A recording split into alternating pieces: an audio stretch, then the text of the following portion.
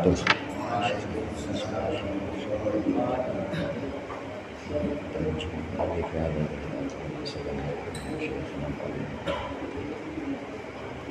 Al-Fatihah.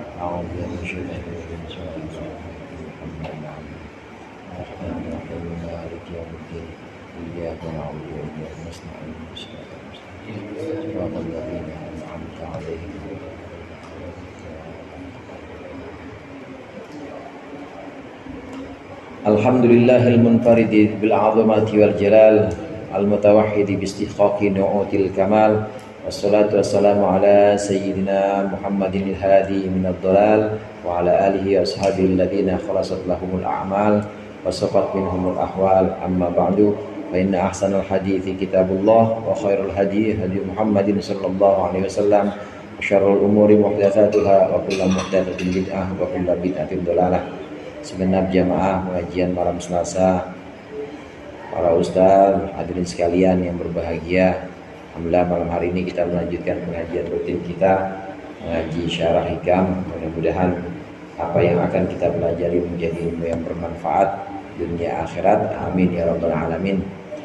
Pada makalah yang berikutnya kita akan melihat bagaimana seorang salik atau seorang yang menempuh perjalanan menuju Allah ini tidak pernah dia memandang pemberian dari siapapun kalau bukan dari pemberian Allah. Nanti akan kita lihat kaitannya dengan makalah, dengan perkataan atau nasihat yang sebelumnya, bahwasannya seorang salik, seorang yang sedang menuju kepada Allah, kadang disebut sebagai murid, ini harus benar-benar menyatakan kesungguhan dan juga kebenarannya bersama Allah. Jadi kebersamaan dengan Allah ini harus benar-benar dilihat. Artinya makalah kemarin itu ketika dia mendapatkan waridat atau mendapatkan satu keutamaan-keutamaan seperti karomah dan lain sebagainya, maka ini harus benar-benar melihat bahwa itu adalah pemberian dari Allah dan itu rahasia, tidak boleh diungkapkan kepada siapapun, karena dengan mengungkapkan ini nanti akan bias yang harusnya dia berjalan menuju Allah. Karena mengungkapkan ini maka dia sudah tidak bersama Allah lagi, tapi bersama selain Allah. Orang yang mendengarkan cerita-cerita dia, pengalaman-pengalaman batin atau karomah-karomah diceritakan pada orang lain, maka di situ ada tiga, berarti di situ ada tiga pihak. Bukan hanya dia dengan Allah saja kebersamaannya, tapi juga ada pihak ketiga, yaitu orang yang mendengarkan. Ini nggak boleh, karena waridat atau karomah-karomah, keutamaan-keutamaan khususiyah kadang-kadang disebut, ini harus antara kita dengan Allah saja. Kalaupun harus diungkapkan, maka diungkapkannya kepada guru-guru yang mursyid, kepada guru-guru yang tahu tentang pengalaman ini. Nah, berikut ini masih kebersamaan dengan Allah, ini masalah mengambil sesuatu yang diterima dari orang lain. Qala al-muallif rahimahullah wa nafa'ana bihi wa bi ulumihi fid dharaini amin. La tamuddanna yadaka ilal akhdhi minal khalaiqi illa antara annal mu'tiya fihim maulaka fa idza kunta kadzalik fa khudh ma wafaqakal ilmu. La tamuddanna yadaka, janganlah engkau memanjangkan tanganmu ilal akhdhi, untuk mengambil minal khalaiqi, dari makhluk-makhluk, mengambil sesuatu dari manusia siapapun itu, jangan.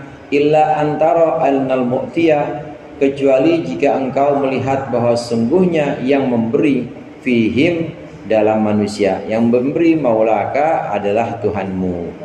Wa idza kunta kadzalik, maka ketika engkau sudah seperti itu, fakhud ma wafaqaka al ilmu, maka ambillah ma sesuatu wafaqaka yang sesuai akanmu apa al ilmu, pengetahuan tentang sesuatu tersebut.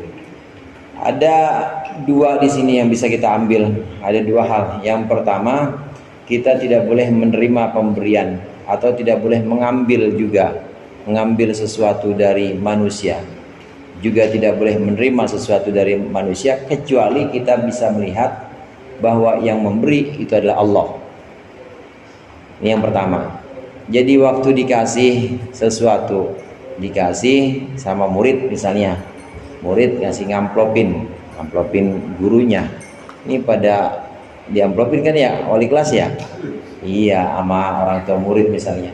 Maka yang dilihat bukan orang tuanya, yang dilihat bukan bapak atau ibu dari murid itu, bukan. Dia hanya melihat ini dari Allah. Tapi jangan diomongin, besok akan dikasih lagi loh. Jadi kalau hal ini hanya dalam hati, benar-benar melihat bahwa itu adalah dari Allah.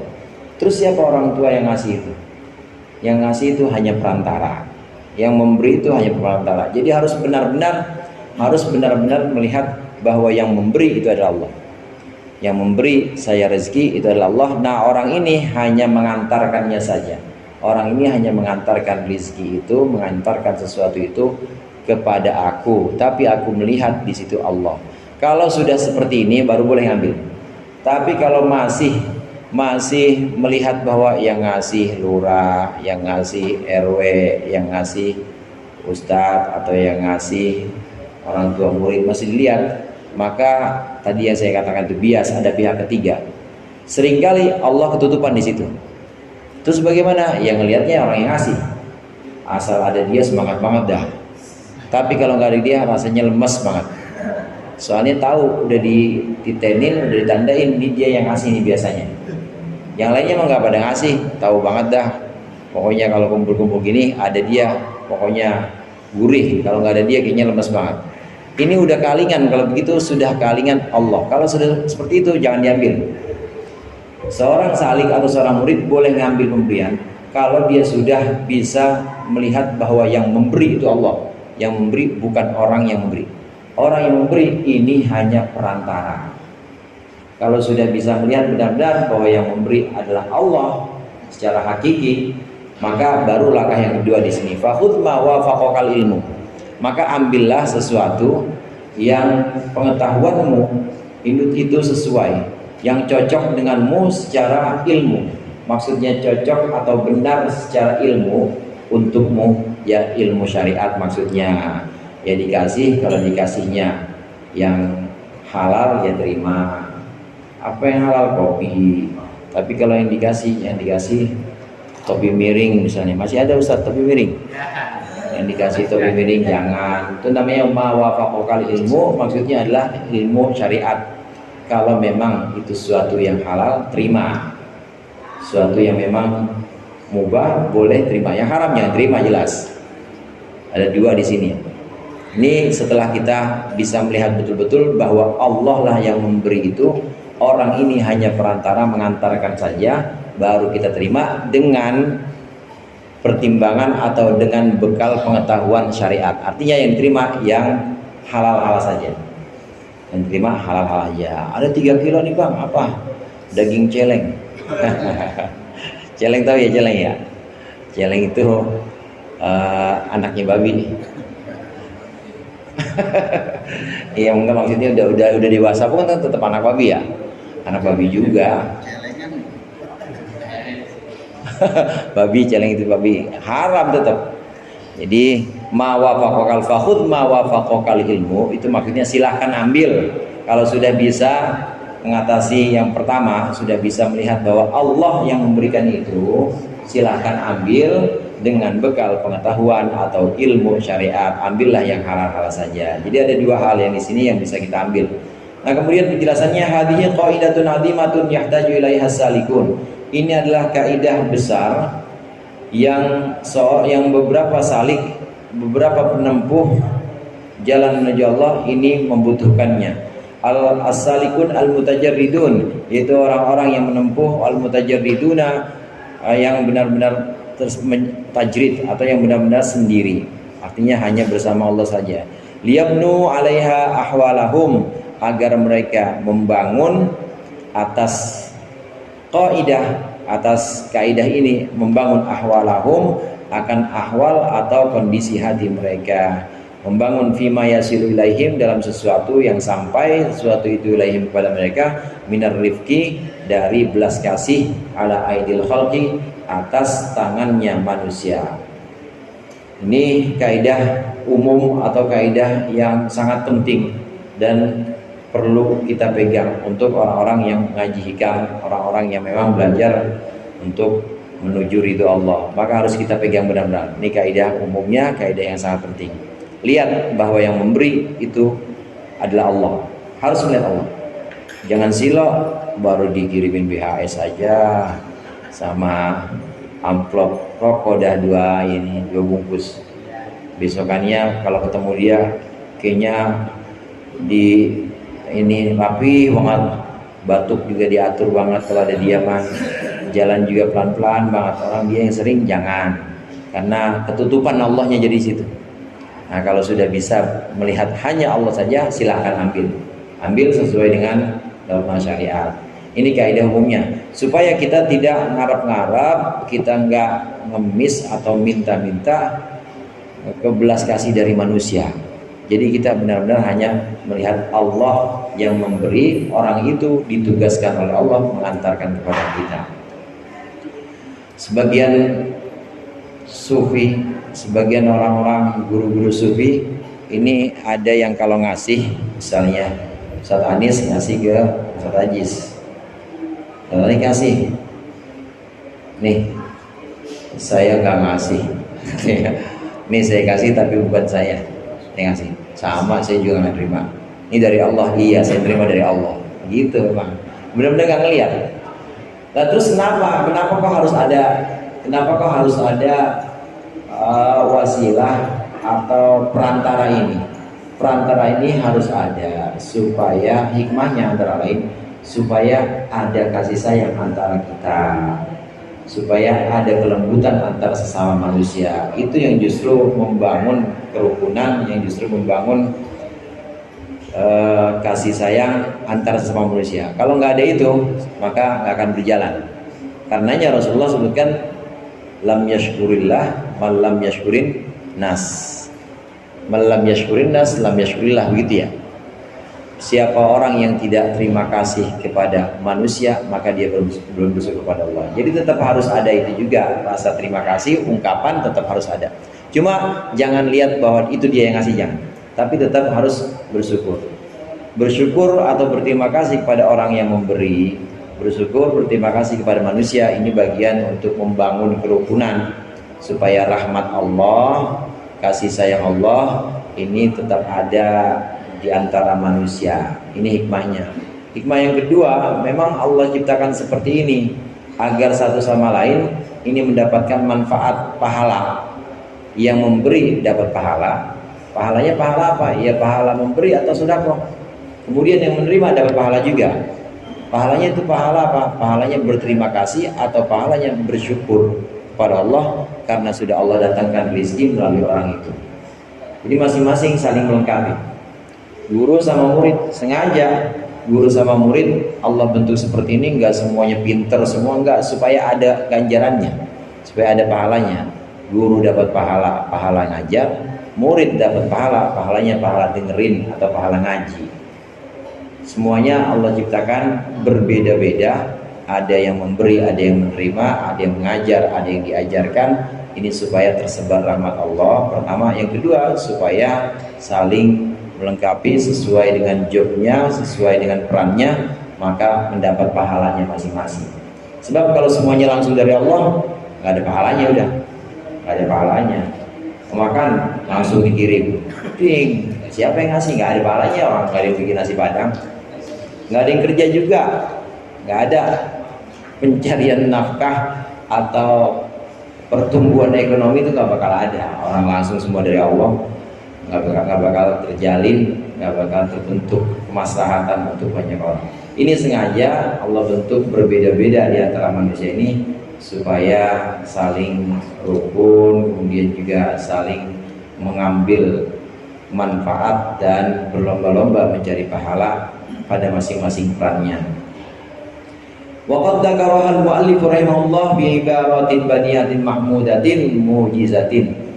Dan sungguh pengarang Imam Ibnu Athaillah ini telah mengatakan dengan ungkapan-ungkapan yang indah dan terpuji dan juga ringkas.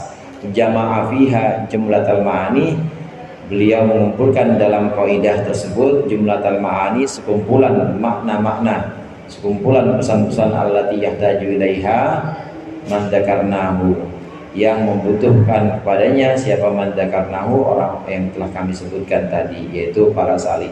Fal nafsud kalamahu, fal nafsid juga bisa, fal nafsid kalamahu fi dzalika, maka kami akan membeberkan atau menjabarkan ungkapan mu'allif fi dzalika, dalam hal itu, ala hasabi adatina ma'ahu, sebagaimana kebiasaan kami terhadap atau bersama pendapatnya mu'allif, bersama perkataan mu'allif, sebagaimana kebiasaan kami, kata syarih, kata Syekh Ibnu Abbad, kami akan menjabarkan ungkapan-ungkapan beliau al-wajhil ladzi dzakarnahu fi muqaddimati hadat tambih, sebagai dengan cara yang telah kami sebutkan dalam pembukaan pengingat ini.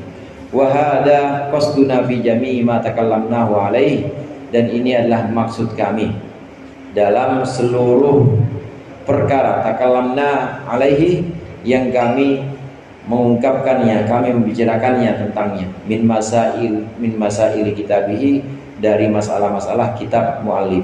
Wa naqulu ala hasbi dzalika, dan kami berkata ala hasbi dzalika, berdasarkan itu semua, arzaqul ibad dan seterusnya. Ini penjelasan dari syarih. Ini kaidah umum dan kaidah yang sangat penting. Pertama, lihat hanya Allah saja yang beri. Yang kedua, terimalah dengan bekal aturan atau norma syariat. Nah, ini akan kami jelaskan sebagaimana kebiasaan kami. Maka kami menjelaskan mulai dari sini. Arzaqul ibad al-mu'tadatu, rizki-rizki para hamba yang biasa, lahum bagi mereka, tanqasimu ila qismaini, terbagi menjadi dua macam rizki. Ahaduma rizqun yasiruna ilaihi bi asbabin wa amalin. Yang pertama, rizki yang bisa datang, bisa sampai, yang mereka bisa sampai kepada rizki itu bi asbabin wa amalin, dengan sebab-sebab dan juga pekerjaan-pekerjaan, amal-amal, wa tasarrufatin, dan juga dengan sama pekerjaan-pekerjaan, katijarati, seperti perdagangan, wasinaati, dan pekerjaan-pekerjaan lain, kerajinan dan lain sebagainya, wa ghairihima, dan lain-lain. Wa hadza halu ahli asbab, dan ini adalah keadaan orang-orang pada tingkat asbab, orang-orang yang memiliki keterikatan dengan sebab akibat, halul arbabil ahli asbab. Wa tsani, dan yang kedua, rizqun yasilu ilaihim, yang kedua adalah rizki yang sampai kepada mereka, ala aidil khalqi, atas tangan manusia, min ghairi amalin, dengan tanpa bekerja, wala sa'yin, dan juga tanpa usaha. Wa hadza halu arbabit tajrid, ini adalah keadaan pemilik tajrid atau pemilik kesendirian. Wa kullu wahidin minal qismaini lahu adabun, dan setiap orang minal qismaini, dari dua kelompok ini, lahu adabun, memiliki adab, wa ahkamun, dan hukum-hukum takhusuhu, yang khusus hukum-hukum itu akan kullu wahid. Ada dua macam rizki yang Allah bagikan kepada manusia. Yang pertama, ada rizki di mana orang-orang sampai kepada rizki tersebut harus dengan jalan usaha, dengan jalan bekerja, seperti dagang dan lain sebagainya. Ini umumnya manusia. Umumnya manusia akan sampai kepada rizki, mendapat rizki, mereka menuju ke sana, dan sampai ke sana ini harus melalui pekerjaan, harus melalui usaha. Nah, orang-orang umum seperti ini disebut sebagai ahlul asbab, yaitu orang-orang yang ada pada keterikatan sebab akibat. Jadi masih mengikut pada kausalitas. Bisa dapat rizki ya kalau jualan, bisa dapat rizki ya kalau dia narik, bisa dapat rizki kalau dia usaha. Sampai dia pada rizki itu, mereka pada sampai pada rizki itu kalau mereka berusaha. Ini namanya orang-orang umum yang disebut dengan ahlul asbab. Orang kalau masih dalam taraf ini, ahlul asbab, dan belum bisa cukup kecuali dengan kerja, maka wajib kerja. Wajib kerja. Jangan ngikutin yang kelompok yang kedua. Kalau memang dia tidak akan cukup kecuali dengan bekerja, maka wajib bekerja. Gak boleh kemudian wirid aja, atau dia dilanggar aja, dilanggar gak pernah dibatuin. Pokoknya dia di atas sejadah aja wirid nggak boleh. Sayyidina Umar waktu itu pernah ada orang pagi-pagi dia zikir aja pakai batu. Zaman dulu kan zikir pakai batu. Ditendang sama Sayyidina Umar. Ditendang sama Sayyidina Umar. Nggak bakal datang rezeki dengan cara ini. Kerja biar benar. Kerja. Karena memang saat itu yang dihadapi oleh Sayyidina Umar adalah ahlul asbab, orang-orang yang harusnya bekerja. Biasanya anak muda harus kerja. Jangan megangin tasbih aja, pengen habis wirid di balik sejadah dan duit apa, nggak bakal bisa. Harus kerja. Karena memang ahlul asbab, kebanyakan di anak-anak muda seperti ini memang harus. Nah, ada yang ahlul tajrid atau arbabut tajrid.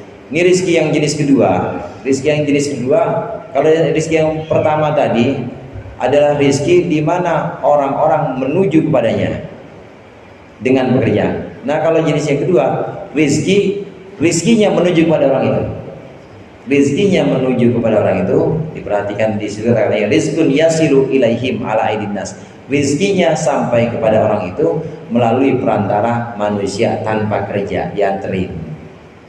Ini kelompok yang kedua ini orang-orang yang memang sudah pada makom atau pada posisi tajrid, dia sudah menyendiri saja, sudah tidak terikat dengan sebab akibat, itu rizkinya yang sampai kepada dia dikasih. Allah memberinya melalui perantara orang, kadang-kadang dikasih sama anaknya, kadang-kadang dikasih sama saudaranya, kadang-kadang dikasih sama muridnya. Ya habis mau kerja gimana? Umur udah 60, daftar security nggak bakal terima. Kalau mau gojek juga, ya baru 2 kali tarikan udah pada sakit semua kaki. Masuk angin. Ya banyakkan buat ke dokternya hasilnya. Maka dia nggak kerja, tapi rezekinya datang dari anak, dari murid, namanya arbabul tajrid. Orang-orang yang memang memiliki makom tajrid. Jadi ada makom asbab, ada makom tajrid. Setiap orang dari makom ini, makom asbab maupun makom tajrid, ini punya adab atau punya tata krama, ada norma-norma yang harus dipatuhi setiap kelompok ini. Bagaimana kelompok yang pertama? Fa ahkamul qismil awal wa adabihi lam yata'arrad lahal mu'allifu rahimahullah. Adapun hukum-hukum atau adab-adab kelompok yang pertama, hukum dan adab-adab kelompok yang pertama yaitu kelompok asbab, lam yata'arrad lahal mu'allifu, tidak menjelaskan laha kepada ahkam. Siapa al-mu'allifu? Pengarang. Mu'allif tidak menjelaskan kelompok yang pertama yaitu ahlul asbab. Wa hiya madhkuratun fi fannil fiqhi, itu disebutkan dalam bidang fikih, wa ghairihi, dan selain fikih. Fa wajibun ala kulli man dakhala fi syai'in minal asbab, maka wajib atas seseorang yang memasuki satu bidang minal asbabi, dalam beberapa sebab, maka wajibun, maka yang wajib ala itu tahsilu ilmihi, menghasilkan ilmunya syai', menghasilkan ilmu tentang suatu itu, wa talabihi, dan juga mencarinya, min haitsu huwa, dari arah di mana sesuatu itu berada. Untuk bagian yang pertama yaitu makom asbab, orang pada umumnya di mana mereka bisa sampai kepada rezeki itu harus bekerja, maka tidak dijelaskan oleh muallif di sini karena ini kitab akhlak atau kitab tasawuf, nggak dijelaskan. Penjelasan tentang kelompok yang pertama, hukum-hukum atau adabnya, bagaimana mereka mencapai rizki harus dengan cara bekerja, ini penjelasannya ada di bidang fikih dan bidang-bidang selain fikih yang setara dengan fikih. Dia harus kerjanya tani, maka lihat di fikih ada yang namanya bagi hasil, ada muzaroah, ada sewa menyewa lahan. Dia dagang, ya lihat fikih bagaimana dagang yang seharusnya diperbolehkan. Nggak boleh dagang barang yang najis, nggak boleh dagang barang yang nggak bisa dikuasain. Dagang apa bang? Dagang burung. Mana burungnya? Tuh di pohon, ambil sendiri, nggak bisa, haram burungnya. Jadi yang seperti ini dijelaskan di kitab-kitab fikih. sewa menyewa, dan banyak hal, termasuk juga jual, termasuk juga investasi atau menyimpan emas, ada zakatnya kalau memang buat investasi. Tapi kalau buat perhiasan nggak kena zakat, pakai aja semuanya di kaki, di tangan, jadi nggak kena zakat. Tapi kalau buat investasi kena zakat, karena itu bagian dari harta logam mulia, itu nakdain, emas perak yang harus dizakatkan. Nah, untuk orang-orang pada makom asbab yang umum, ya orang-orang umum, di mana mereka bisa sampai mendapat rezeki harus dengan bekerja, maka pekerjaannya dalam mencari sesuatu itu dia harus tahu ilmunya. Sesuatu itu harus dipelajari, harus ngaji tentang sesuatu yang ingin dia cari itu. Boleh nggak kira-kira? Sesuatu yang itu yang ingin saya cari halal atau enggak dalam syariat? Ada dalam bidang fikih, nggak dijelaskan di situ. Nah, bagaimana dengan kelompok yang kedua? Kelompok yang kedua, hukum-hukum adabnya wa kamul qismitsani wa adabihi. Adapun hukum-hukum wa adabuhu. Adapun hukum-hukum kelompok yang kedua, wa adabuhu, dan adab dari qismutsani. Adab dari qismutsani, ia adalah allati ta'arrada 'ala lahal muallifu, sesuatu yang menjelaskan akannya siapa al-muallifu, pengarang. Inilah yang akan dijelaskan oleh muallif. Wa ajmalah, dan beliau mengumumkan atau mengeneralisir, mengumumkan rahimahullah taala jami'a dzalika, keseluruhan itu fi mura'ati syartaini, dalam menjaga dua syarat. Wa ja'aluhuma min syuruti sihhatil akhdhi, wa ja'alahuma, dan beliau menjadikan dua syarat itu min syuruti sihhatil akhdhi, dalam syarat-syarat sah untuk mengambil atau memperolehnya. Bagian yang kedua yaitu arbabut tajrid, orang-orang yang rizki datang kepada dia diantarkan oleh orang lain.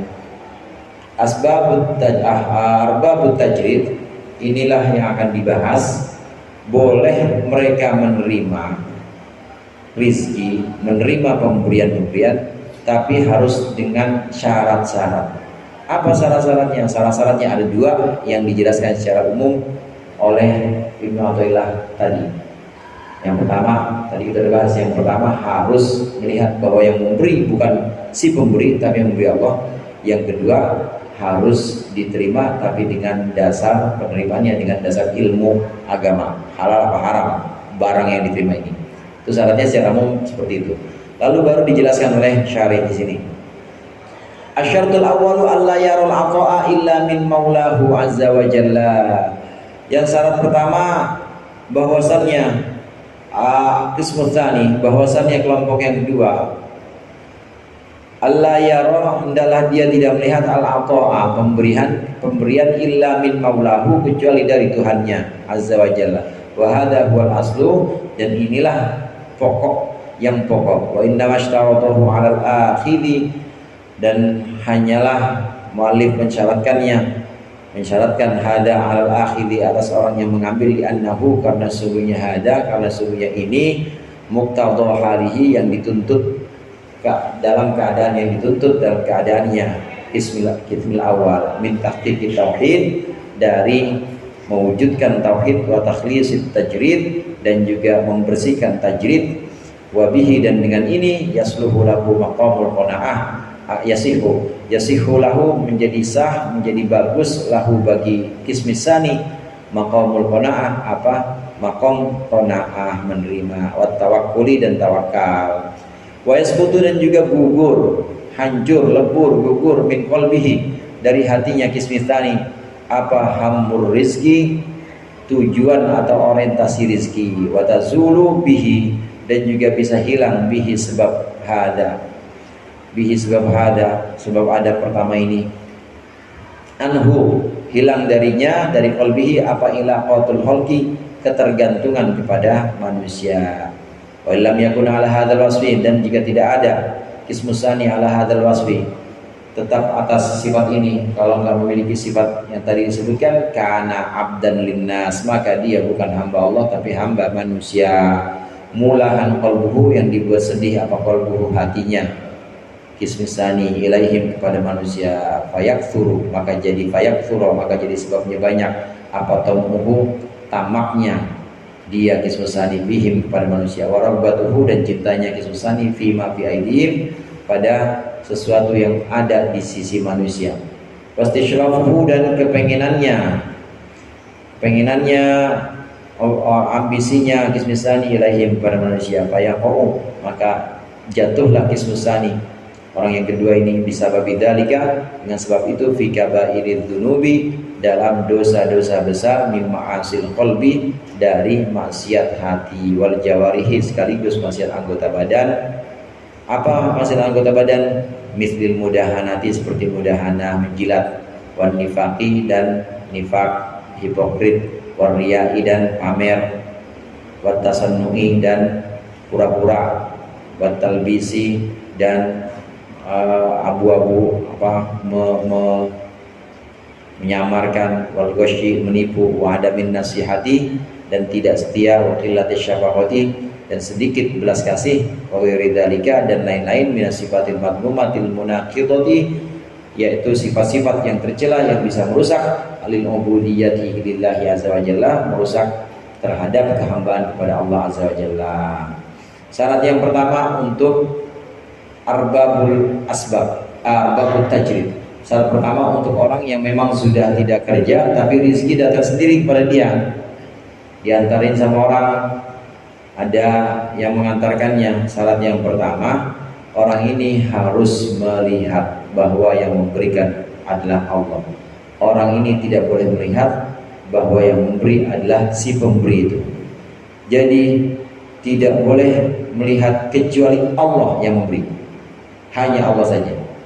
Dikasih sama murid, dikasih sama tangga, dikasih sama anaknya, itu yang melihat, yang dia lihat harus hanya Allah saja. Dia melihat bahwa itu adalah Allah.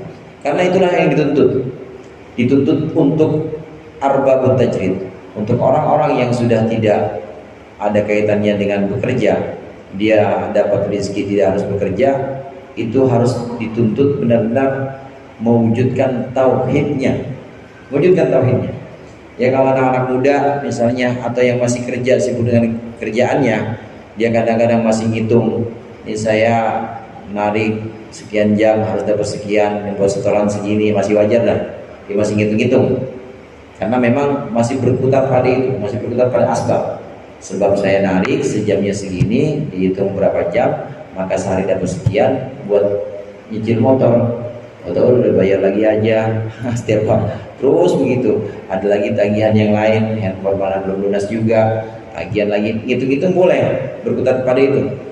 Jadi mungkin pengingatnya untuk kelompok pertama, pengingatnya ya waktu sholat. Waktu sholat yang 5 kali itu disediakan, saudara, sebenarnya buat mengingatkan itu. Paling enggak dalam sehari itu ingat sama Allah. Allah itu musabbibul asbab. Allah itu pencipta seluruh sebab-sebab.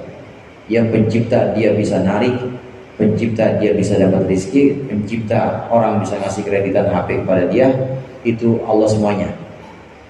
Nah, paling enggak bisa ingat pada 5 waktu sholat ini untuk orang kelompok umum atau ahlul asbab. Tapi kalau untuk orang khusus yang sudah nggak kerja, rezeki yang datang kepada dia, ini udah nggak boleh ngitung-ngitung banyak.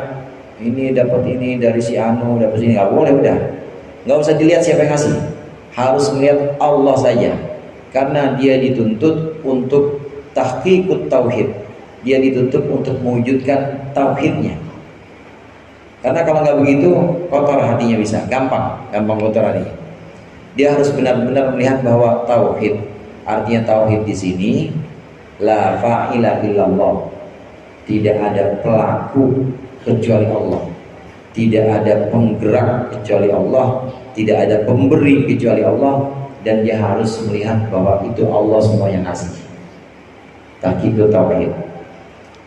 Orang-orang yang sudah tidak bekerja tapi rezeki datang kepada dia, maka harus mewujudkan ini, harus mewujudkan tauhidnya. Tauhidnya harus benar-benar mantap bahwa semua datang itu Allah yang mendatangkan, tapi yang mendatangkan bukan tamu-tamunya, yang mendatangkan bukan orang yang minta air, orang yang minta tolong, bukan, tapi Allah yang mendatangkan itu. Selain itu, arbabul tajrid, kelompok kedua yang sudah tidak kerja tapi rizkinya justru datang kepada dia, ini harus memurnikan tajrid, harus takhlisut tajrid. Jadi tajrid kesendiriannya dia tidak terikat dengan kerjaan, tidak terikat dengan dagang. Ini harus benar-benar dibersihkan. Maksudnya dibersihkan gini, waktunya benar-benar bersih hanya buat Allah saja. Jangan terus jadi sibuk ngurusin, ntar si Anu datang pasti bawa ini, besok kayaknya yang datang nggak terlalu banyak bawaannya, jadi siapinnya makanan yang biasa-biasa aja. Sibuk ngurus itu jangan, malah nanti kotor hatinya, akan terjerumus kepada kotoran hati. Kalau asbabut tajrid biasanya begitu, apa aja dan nggak pernah disimpan biasa saudara. Dulu tuh ada kiai begini, kalau dia ada santri ngasih, kalau ada santri ngasih nggak pernah disimpan, ya paling taruh di belakang inian apa namanya itu, di rumahnya kan masih ini ya, masih bilik, paling dibalik itunya aja, dibalik piringnya itu simpan. Kalau ada ya dikasih, kalau enggak ya nggak pernah disimpan. Ada muridnya datang bawa kambing, pertama muridnya datang bawa singkong. Ustaz, pertama muridnya datang bawa singkong. Guru nih baru ini nggak metik nih, guru nyabut singkong. Ini baru nyabut dia bawa sendiri. Iya, metik sendiri enggak, guru nyabut ini mah. Oh iya ya udah tuh bawain, bawa belakangan. Pengen pulang dipanggilin, Bu, ada apa nih? Mau pulang nih, si Ana mau pulang, nggak ada apa-apa, ada kambing doang. Bawain kambing. Akhirnya itu kambing bukan dari gurunya tapi dari orang juga. Ya udah bawain kambingnya, ngasih singkong, dapat kambing. Besoknya dia cerita sama temennya, saya ke rumah guru ngasih singkong, itu dikasih kambing. Kalau gitu kata temennya nih, kalau gitu gue besok bawa ini yang lebih banyak, gue pengen bawain kambing, kali aja dikasih sapi. Bawa kambing temennya nih, kasih kambing. Guru nih saya boleh miara sendiri nih kambing saya. Oh iya, ngobrol lama, pulang ceritanya. Yaudah bawa taruh belakang kambingnya. Iya, saya pulang ya guru ya. Bu, ada apa Bu? Gak ada apa-apa nih, singkong nih. Ya udah bawain singkong. Akhirnya dia dapat singkong. Singkong yang kemarin temen ya. Makan tuh singkong. Jadi tuh singkong temen yang kemarin dapat. Nah gurunya ya tetap tidak melihat siapa yang memberi. Nggak dia beda-bedain. Mau murid yang bawa singkong, mau murid yang bawa kambing, ya emang adanya itu dia kasih itu. Adanya kambing dia kasih kambing. Ya ada singkong ya dikasih singkong, mau gimana lagi? Ya dapatlah muridnya itu singkong. Nah muridnya masih ngeliat-liat, masih ngitung-ngitung. Tapi kalau guru yang sudah arbabut tajrid, sudah sampai makom tajrid, ini dia sudah tidak melihat yang ngasih siapa, dia hanya melihat bahwa Allah yang nganterin itu. Yang memberi hanya perantara saja. Takhlis tajrid, membersihkan tajrid, ini harus benar-benar dibersihkan dari pandangan atau ya pandangan kepada makhluk siapapun yang begitu, sehingga muncul sifat-sifat qanaah, tawakal, nerima aja. Jadi tidak benar-benar obsesi pada rizki yang dimiliki oleh orang lain. Nggak pengen milik orang lain, dia di pikiran aja nggak ada. Jadi dalam pikirannya aja itu dia sudah bersih. Jadi pikirannya tidak ada sama sekali pengen punya orang, pengen nggak ada. Nah caranya adalah dengan melihat bahwa Allah yang ngasih, tidak melihat siapa orang itu yang menjadi perantara, tidak, tapi Allah yang ngasih. Dengan memurnikan ini, memberikan tajrid, maka muncul sifat qanaah, hilang juga sifat ambisi terhadap rezeki, ambisi pada milik orang lain itu akan hilang.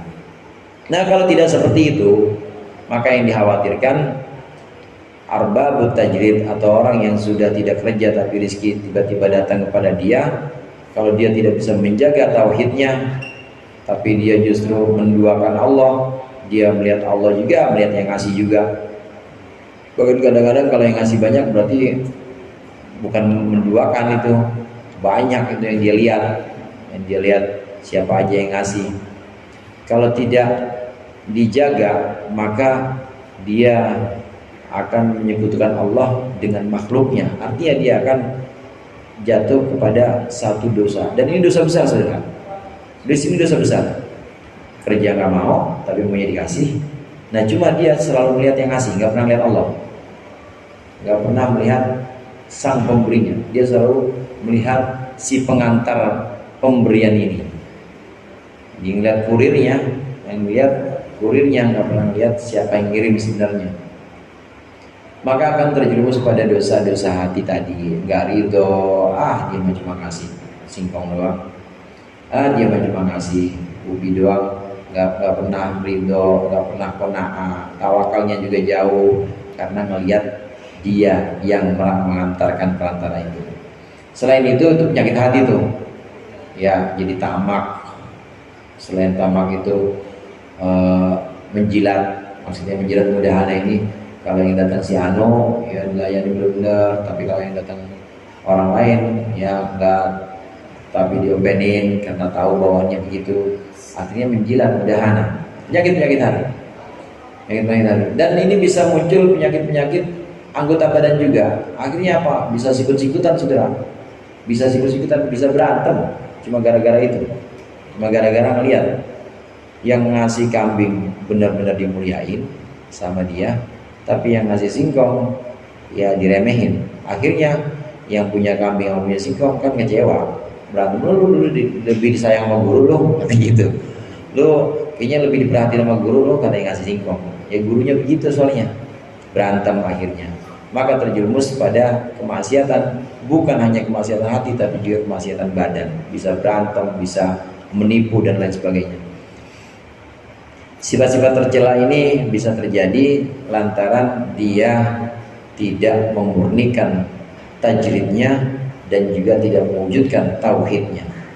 Dia tidak membersihkan tajridnya, kotor benar-benar, dan dia tidak mewujudkan tauhidnya. Dia selalu melihat bahwa di situ adalah ada orang yang memberi dia, pihak yang memberi ini, si fulan memberi ini, selalu lihat itu, maka kotor jadinya.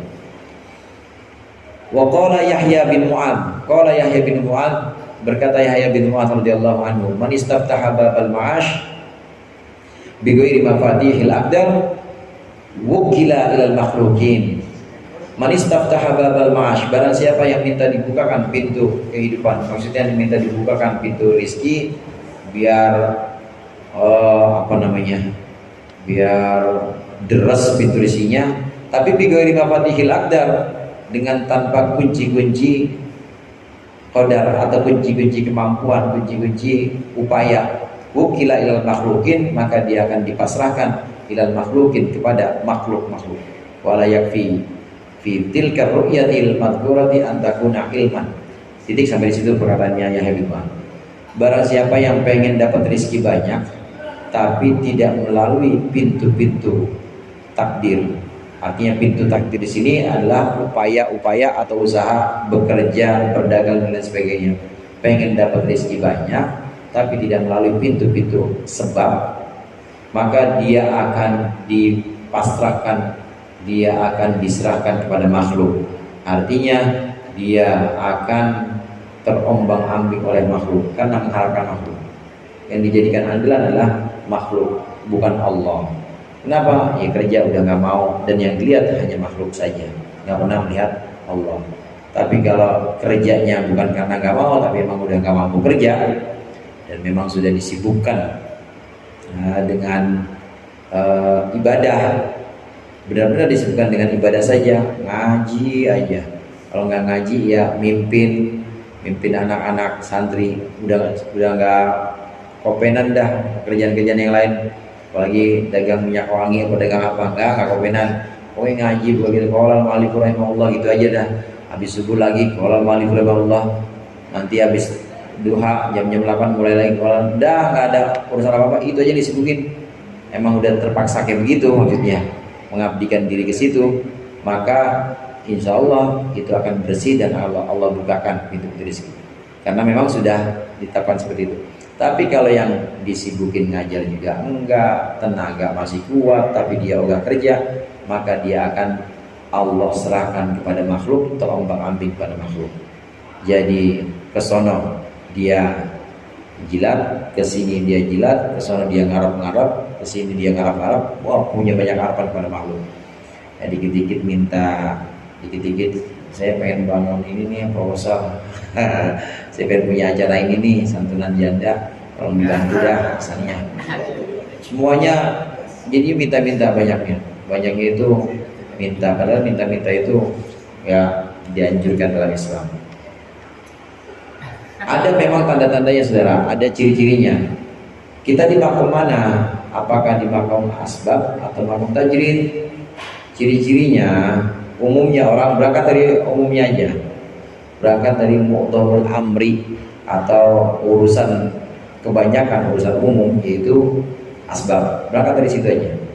Kalau kita memang harus kerja dan kita kayak orang-orang yang memang harus kerja, maka lihat di situ ada nggak hasil duniawinya, dan jangan kesampingkan norma-norma syariat, tetap harus tahu halal haram barang yang sedang kita geluti ini. Lihat hasilnya ada nggak? Ada. Kemudian setelah lihat hasilnya ada, lihat dalam pekerjaan itu apakah kewajiban-kewajiban kita, sholat, puasa dan lain sebagainya itu masih tetap terjaga. Masih, alhamdulillah kalau masih. Lihat lagi di situ, hati kita bisa terjaga nggak? Hati kita bisa terjaga nggak? Kalau hati kita di situ bisa terjaga, maka itu memang kita ada di makom itu, di makom asbab. Jangan pindah udah. Jangan pindah. Andai kata didatengin sama datengin sama orang ngaku wali, saya wali, ente itu sebenarnya makomnya bukan asbab lagi, udah tajwid, udah berhenti kerja. Andai kata dia ngomong itu jangan percaya udah. Soalnya di makom asbab, di makom kausalitas, sebab dia kerja dapat rezeki, ada hasilnya, kemudian kewajiban syariat tetap jalan semuanya, hati tetap bersih, udah nyata-nyata seperti itu, udah hasil, udah jangan ditinggalin. Meskipun ada orang ngaku wali bilang ente berhenti aja kerja, berhenti kerja, makom ente itu ada di makom asbab, jangan percaya. Di makom tajrid jangan percaya, karena tanda-tandanya itu seperti itu ada. Nah begitu juga yang di makom tajrid, di makom tajrid juga begitu tanda-tandanya.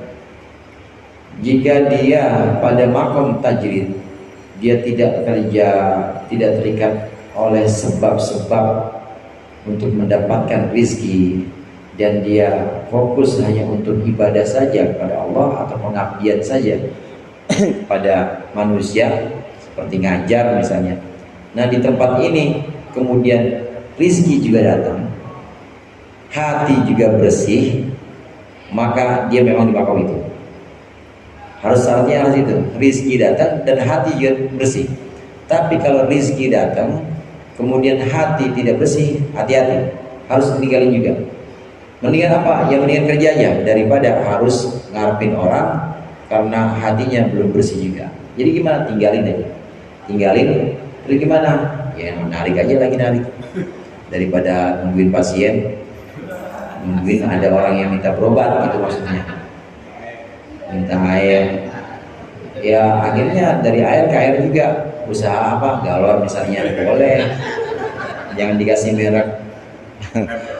Pokoknya ya harus pergi, tinggalkan posisi tadi, karena semuanya dalam posisi itu dia hatinya nggak bersih, masih mengharapkan pemberian, masih membeda-bedakan orang yang datang, itu tidak bersih seperti itu. Pergi dan udah jadi orang asbab aja, jadi orang umum, kerja aja udah kerja. Tanda-tandanya seperti itu. Semuanya ada posisi masing-masing dan juga ada tanda-tandanya.